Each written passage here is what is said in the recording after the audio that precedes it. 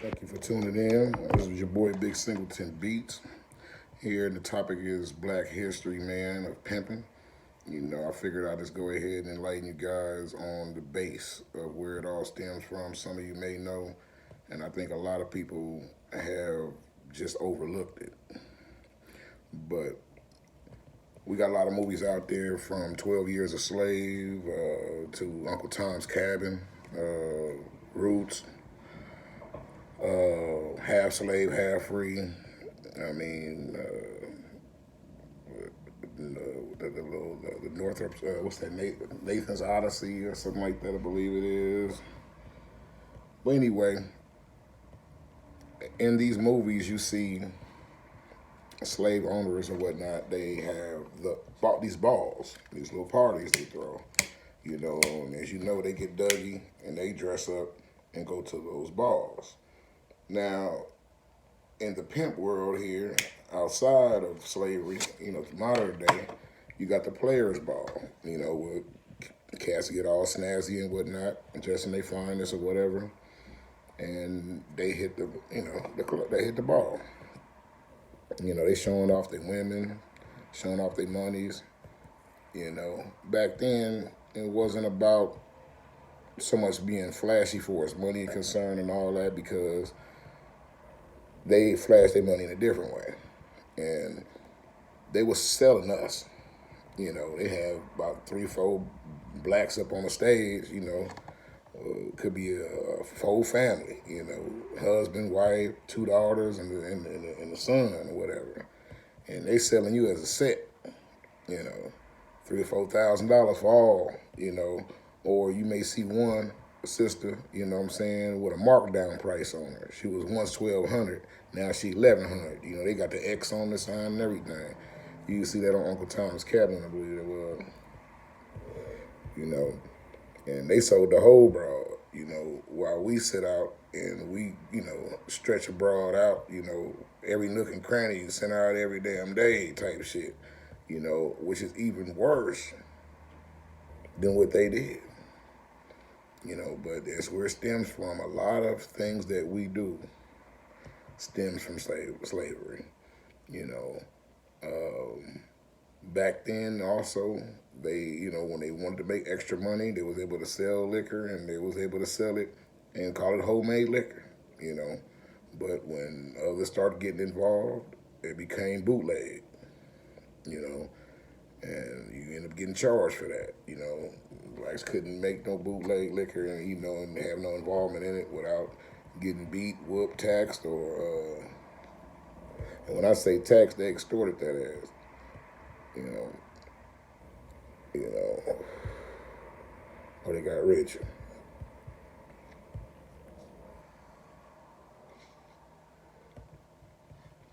But yeah, Pippin goes back, man, many, many, many, many hundreds of years.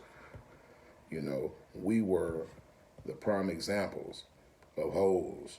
You know, all our people, our ancestors, up there on them podiums, up on them stages, you know, being sold,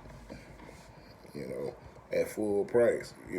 They knew they had their children. They knew that it would continue. Because it was just so many blacks to choose from. It was ridiculous. So they made money having us work. Don't get me wrong. They had, how you have black pimps. They go out and they stretch the broad out. Well, they did us the same way. They had us out in the field picking cotton.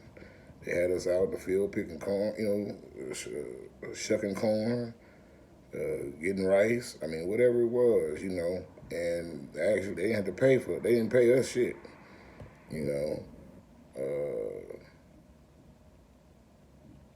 Today in the modern pimp world, the pimp take care of his hoe. You know what I mean? It look good, look nice. Back then, you know what they look like. Everybody was wearing croaker sacks, and potato sacks for pants, and you got a shirt from wherever you can get one from. It might have had the last dude's blood stains on from being whipped.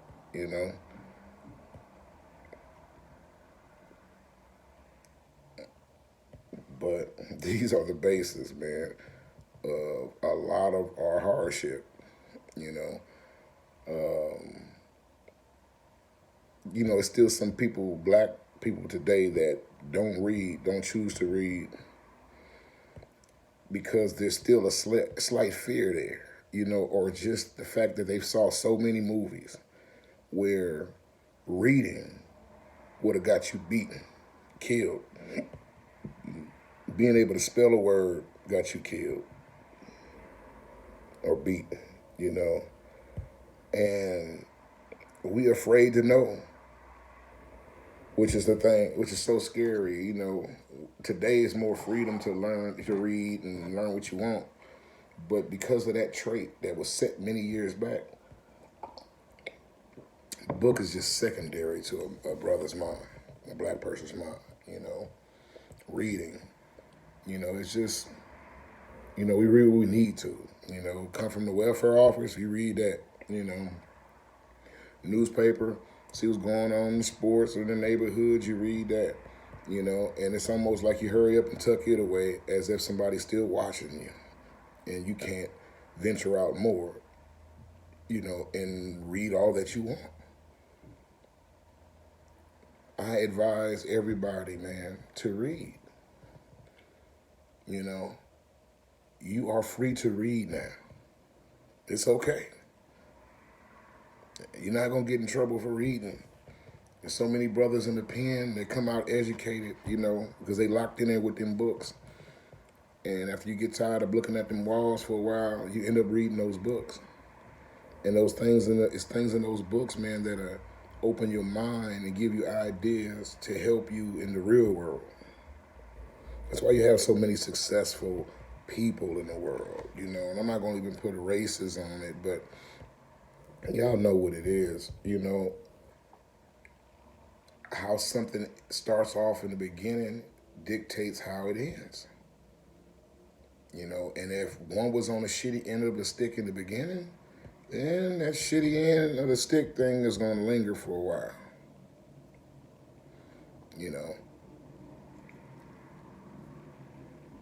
like the history of Jesus Christ,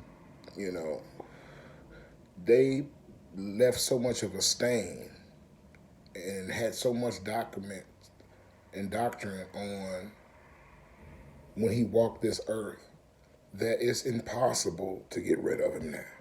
There's no way you can, in the mind of so many people, and it's being passed on, and that's the same way that anything gets passed on, any trait, any habit, once it starts, it's pretty much impossible to stop, But to have knowledge of can help you prevent something new from starting, And we don't have to continue this modern day pimping. It's not that far-fetched to where you know who I'm talking to, can't say, you know what? This brother's making a lot of motherfucking sense. I'm done. Or I'm cool. I didn't look at it like that. You know what I mean? Lazy man hustle. You are a man. You can get it on your own too, just like she can. And it's rightfully yours. You can rest easy at night on that, I had a broad, man, out there, go get it. I was doing bad, whatever. Just when the things started, going haywire at home, family started dying, and, mom, she was the last one left. She ended up in a convalescent home, and the family took the house right from up under, both of us while she was in the hospital, so, I'm out here in these streets and shit, and this bitch, this broad, excuse me, I don't even call her that because I got a lot of respect for her. But that's, like I say, that part of that little world, that little shit, you feel like you gotta address that shit like that. But anyway, this lady, man, wonderful woman, allowed me to sit in front of her house in my car, man, offer me in, it wasn't her house, it was her mom's house, her mom was cool. I gave her, respect, she, city out plates to eat, and eventually, we end up going on downtown LA, got a little spot, you know what I mean, and our girl, she out there making it happen, And it wasn't my thing of sitting back, you know what I mean. She was pretty much into the world and was comfortable with it, and had been doing it for a while. Her father wasn't in her life, or things just wasn't, peaches and cream on her end. She had her mom, but obviously she still felt the need to get out there and hustle the way she did, and she had no problem to do it for me, and help me get back up on my feet. And but she kept it real with me, man, and that was the first woman I had ever ran into that. I mean, just kept it real, man. I do this and this is what it is.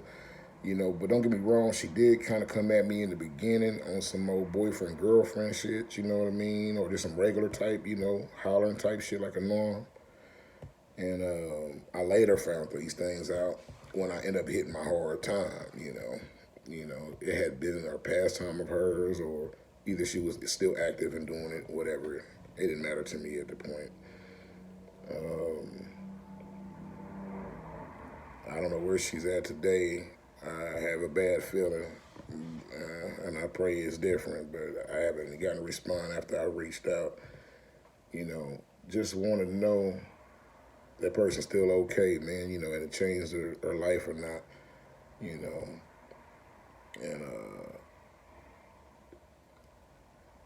offer any help possible on trying to redirect that after I had left my life and discovered, like, man, some things we was out there doing was just wrong, you know what I mean? But it take a real man to say that, you know what I mean? I have no problem with saying it, We all live life, man, blindly, We go out here and we follow what the next person does, and we go by example, unfortunately. We don't be born and go right to the Bible. If that was the case for a lot of us, man, a lot of us would be a little different, I believe, you know what I mean?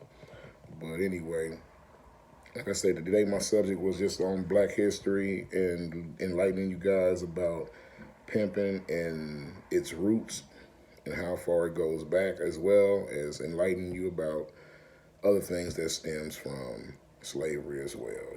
The way we think to the way we treat each other. Here is another one, the house nigga. The house nigga was always picked on, but actually, in the end of the day, the house nigga made it able for any nigga's voice to be heard. And we still have those house niggas today.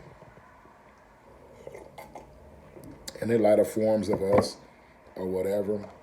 But I understand and I respect, and when I say that, it's only because that's the way they have been addressed for many of years. But I call them the gatekeepers, between me and you.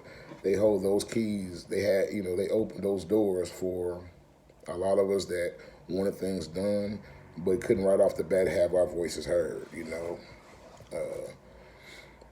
and they were lighter complected, and so certain people just felt more comfortable with dealing with them, talking to them, and venting with them, and like I say, it made things a little bit easier than what they could have been, and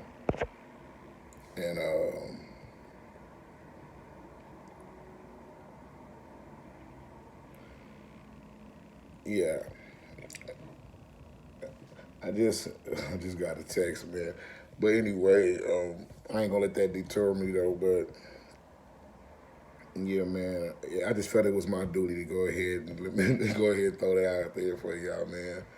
On how deep slavery has impacted us and how it still haunts us today, and how we interact with our loved ones, how we treat our loved ones, raise our children, and etc.